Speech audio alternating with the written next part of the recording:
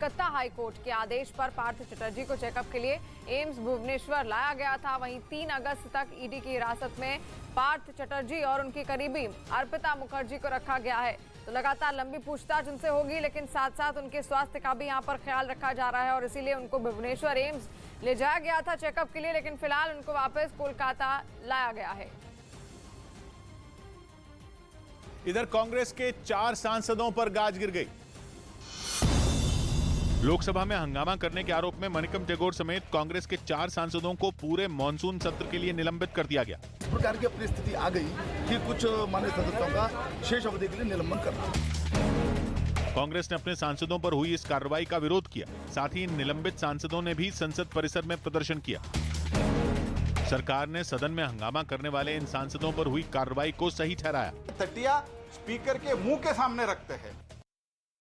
Breaking news है। पूर्वी लद्दाख में बन रहे तनाव पर खबर है कि चीन की वायुसेना के फाइटर जेट एक बार फिर एलएसी के बेहद करीब पहुंच गए। हालांकि वो भारत की हवाई सीमा में दाखिल नहीं हुए, लेकिन एलएसी के बेहद करीब तक जरूर पहुंचे।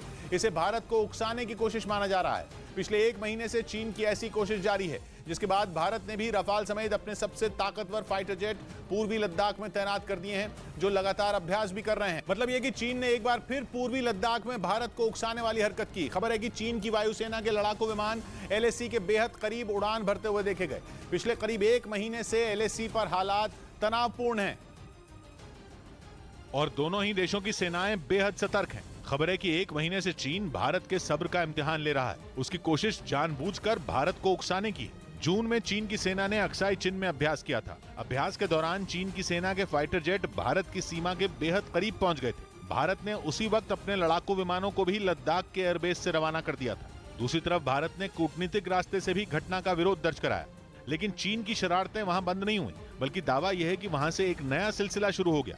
जून की उस घटना को करीब 1 महीना बीतने को है। इस 1 महीने में चीन के फाइटर जेट कई बार एलएसी के बेहद करीब पहुंच गए। ये हालत तब है जब एलएसी पर करीब 10 किलोमीटर का हिस्सा नो मैंस लैंड कहा जाता है, मतलब जमीन का ऐसा टुकड़ा जिस पर न चीन का हक है और न ही भारत का। इसलिए महज गलती से ऐसा होने की गुंजाइश कम है। इसीलिए भारत एक साथ 3 मोर्चों पर काम कर रहा है।